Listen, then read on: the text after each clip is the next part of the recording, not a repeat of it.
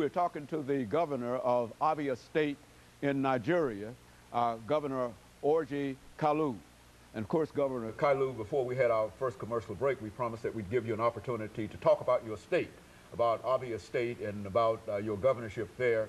And after that, we'll talk about some additional things dealing with economics and political reform that we understand that you're interested in trying to bring about.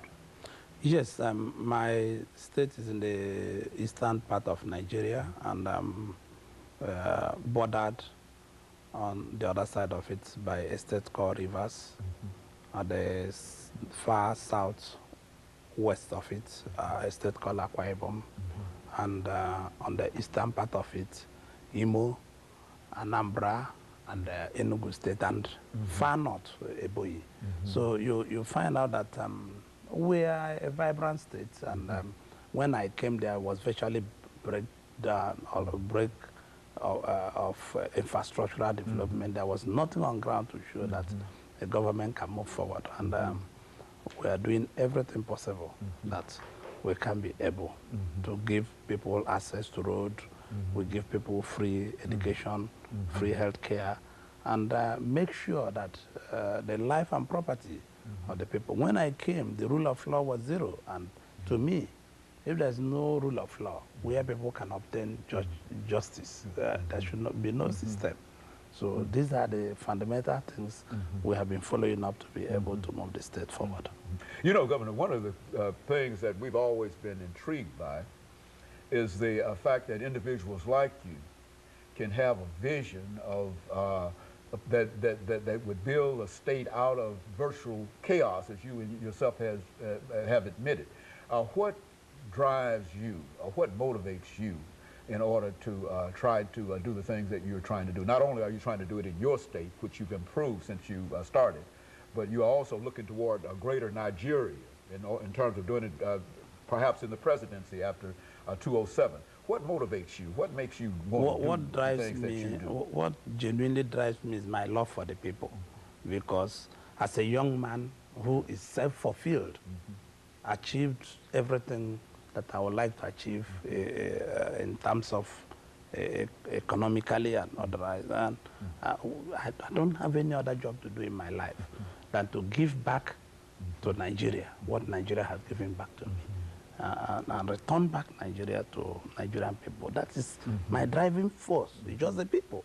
The people is my force. The people are your passion. That's your passion. That's why you do things that you do, and that's why you want to become involved in greater responsibility. What about some of the young people? I mean, what are you finding about young people in the state of Abia in reference to what you have to do with young people have lost their young age because it is difficult now for new jobs to be created for them, excellent, because the economy is like most centered by the central government.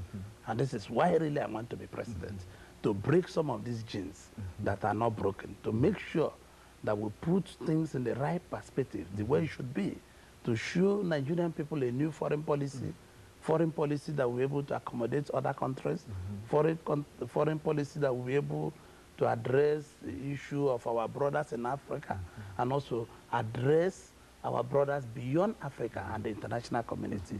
Foreign policy that will bring greater respect for Nigerian people and also give honor to our friendly nations like United States and Britain.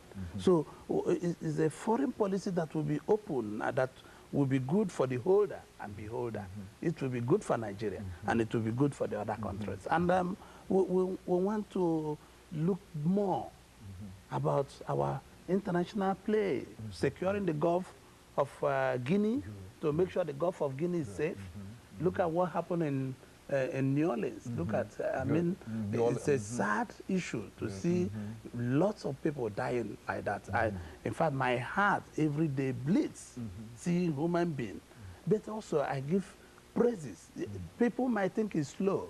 It's not slow, but President Bush has done very well also in answering to that call, because it's a very difficult call. Many people will blame the president. Yes, but he has done well. So far, so good. Pumping out in the last 2 days another 51.8 billion. It's not a joke, and it's a commendable initiative. that I call on all Africans, I call on all people to support what is happening in New Orleans and make some donations, because we have a Gulf like that. You see, the Gulf of Guinea is very important, not only for oil, but for the amount of water that interflow in that Gulf. So it will be our foreign policy to make sure that we protect that Gulf and give helping hand to our brothers in Darfur, in Sudan, and Liberia, Rwanda, and all the rest of them. Our foreign policy have to be broad-based, where everybody will be accommodated, where interests will be common. Interests of fighting terrorism, interests of establishing medium-scale business, interests of seeing that we join genuinely in the Committee of Nations, not just being a nation. I'd like to see Nigeria to be a strong partner to the United States, to be a strong partner to Canada, to be a strong partner to Britain, to be a strong partner to Austria. So Australia and all the rest of them, so that we can be a major voice in the emerging world. That is the kind of Nigeria I would like to see, where transparency and honesty will be the key to development. Because if there is no transparency, there will be no development. But if there is transparency and good governance, there will be job creation. The younger ones will have access to good job. We don't need to belittle our youth. Well-educated youths are there without jobs. You cannot continue running an economy where there are no refineries, where there are nothing to be able to move the economy forward. So we must build new industries and new additional partnership to bring in foreign direct investment so that we can be able to widen our scope of development. Governor, we're getting ready for our second commercial break.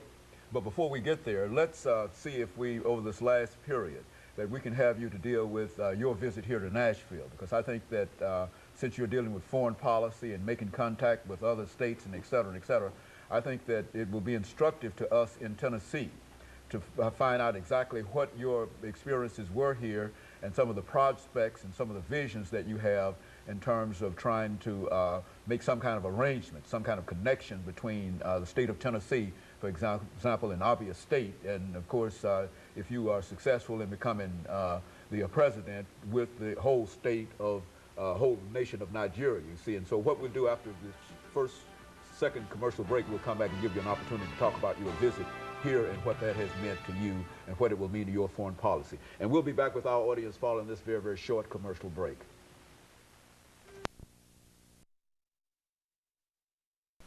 The topic